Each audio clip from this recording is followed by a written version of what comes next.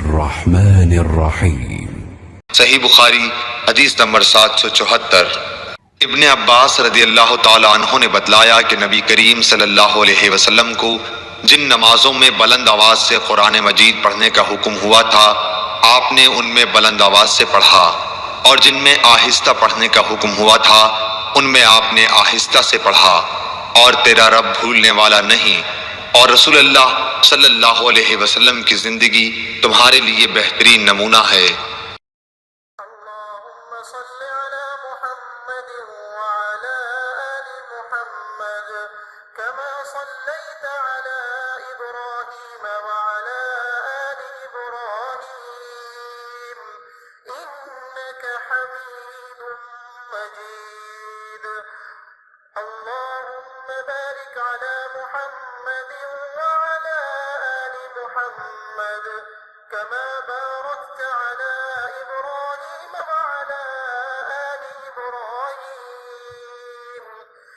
إنك حميد مجيد।